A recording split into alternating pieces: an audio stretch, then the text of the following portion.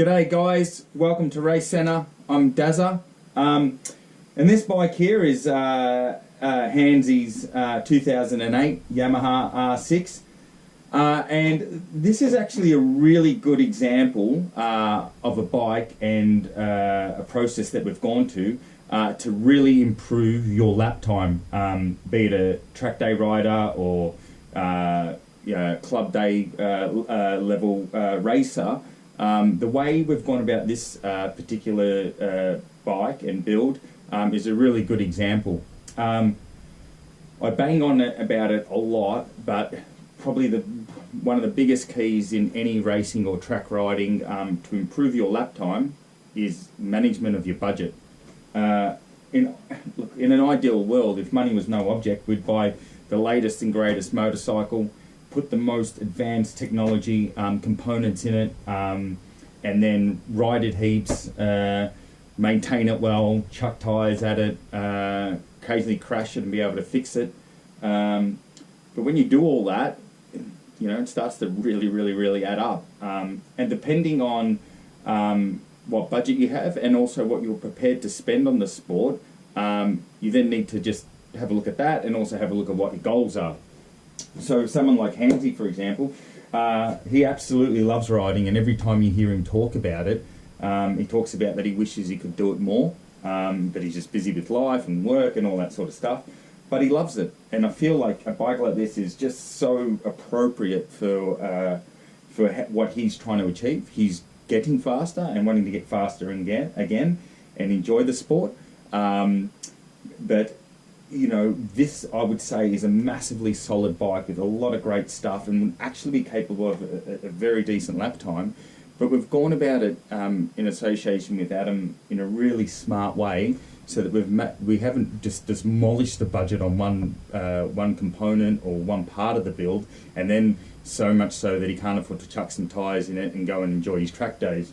So the first thing that we did, and I'm just going to go through a few points on this bike that I think are really good examples of budget management and keeping this as a great track bike. Is the first one we had when the bike came in. It came in for a tune, and straight away we spotted that the slip-on exhaust that it had on it was very restrictive, and we tried to advise Adam that we need to get rid of it. He loved the look of it, but what we did was we put it on the dyno and showed him how little horsepower it made, and then, despite his resistance in the beginning, we convinced him, rather than go and spend heaps on a full system and blow the entire budget of the job, we got our friends at Megacycle to make us a collector and slip-on system for this bike, and we actually gained 10 horsepower. Now we're talking a track like Phillip Island on an R6 like that's significant lap time. You're talking close to 2 seconds a lap just in that.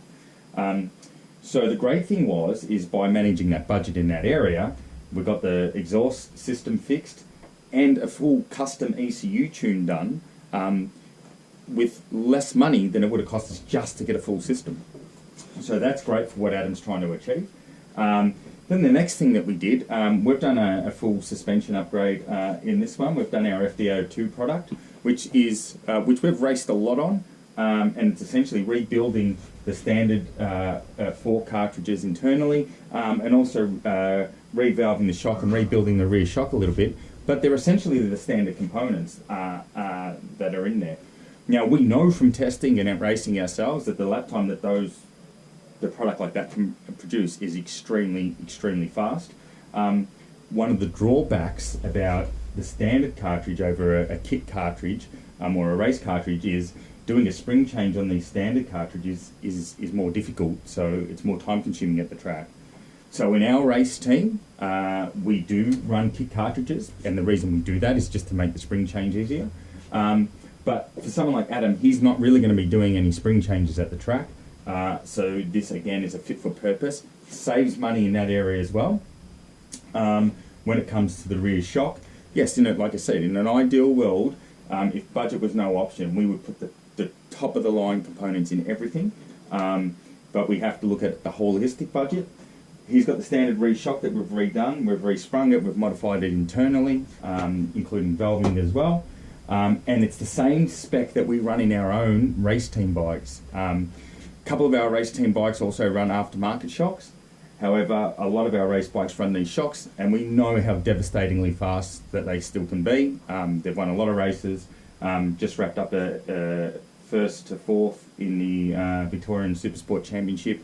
So we know that product does the job, and the reason that, like I said, we've got aftermarket in the front, it makes the spring changes easier, but in the rear we've got with the R6 you can actually make ride height changes with shims. So again, in an ideal world we would put aftermarket shocks, but when we're running, but we would prefer to have two bikes built to slightly lower spec rather than have one bike built to a higher spec, crash it, and then not have another option, if that makes sense. And then when we've talked about in other videos with our race team bikes, we also have got to do an engine build. So managing the budget in all those areas makes a massive difference. So the first part of Adam, of the job we did with Adam a year ago was the exhaust and the tune and the suspension. And then he did a few ride days. He absolutely loved it, dropped his lap time massively. And now coming back into the track riding season, he decided that he would like to get an auto blipper or a blip assist. We've put a Translogic quick shifter and blip assist on it. They're a really, really great thing as well. Now, while you know you could look at it and go, well, that's a product and there's price associated to it. Is that fit for purpose in this build? And the answer I would say is absolutely. I bang on a bit being a bit older, saying back in our day, like I remember racing, we didn't even have a quick shifter, let alone a blipper. However, what they do is they allow riders as they're developing, it makes it a little bit easier. So, certainly relaxing your arms with a quick shifter and all that sort of stuff down the straight is a no-brainer. But also going into the corner entry and braking area, when you've got the blip assist and you're not having to rev match the bike yourself, it allows you to concentrate on corner entry. And for people who are developing as a rider, that really, really helps. It's just one less thing that you have to do. And for faster riders, they even find the advantage as well, because they'll push a bit harder because there's a little bit less work for them to do. So definitely that is a great addition to and fit for purpose in this build. And even over the course of a track day session, there'll be a little bit less rider fatigue because there's less hand movements, less rev matching, it's easier on the hand and all that type of stuff as well. So you're going to get less fatigue in your arms, less risk of arm pump, and in a way it's actually safer as well because, a key thing about improving your lap times and getting faster is actually making the bike easier to ride. There can be a misconception that a really fast bike should be twitchy and hard to ride. It's the opposite. The easier this machine is to ride, for you to do your job, the faster you'll do it. So that's a great addition. And what we've also done this time around is we have put a Brembo RCS Corsa Quarter master cylinder on this bike, and we've coupled that with the SBS dual sinter brakes.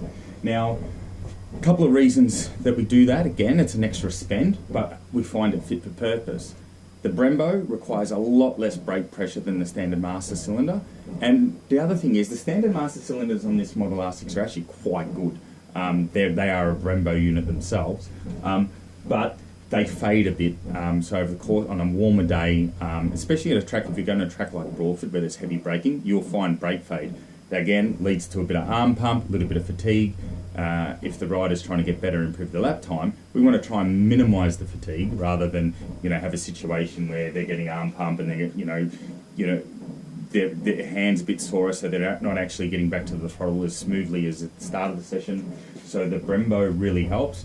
And then the dual sinter SBS pads, they are phenomenal. Like if you've never sampled them, you have no idea what you're missing out on. You just wouldn't believe the bite power in those pads, and that again leads to another thing, less brake pressure required because you don't need to squeeze that lever so hard because they'll do a much better job. And the really interesting thing about these pads is they are designed for track use only. So there are some pads, like even the OEM pad on an R6 is quite a good pad, but that works on the road and the track. with the SBS dual sinter, you can only use them on the track because they actually need the heat to work properly. Now, what I mean by that is it doesn't mean they have no grip or bite when they're cold. In fact, they have way too much and they'll destroy your disc. They've got so much bite that once the disc gets warm, that's when they're at their optimum, and they actually last a hell of a long time. So they're an expensive pad, but you get the life out of them. You also get the performance out of them, less arm pump, less fatigue, and just consistent brake feel. So all of that, if you think about some of the stuff we're talking about here about managing the budget and doing it in this specific way, so that Adam's still got enough money to be able to chuck tyres into it and go ride his bike and have the occasional whoopsie, bit of duct tape here and there. But it's not just the fact that he might get, you know, a few extra track days for the year. It's the consistency and quality of those sessions. So the bike is easier to ride. It's delivering better power. The suspension's set up where it's got a lot more confidence. It's got brakes that you can trust.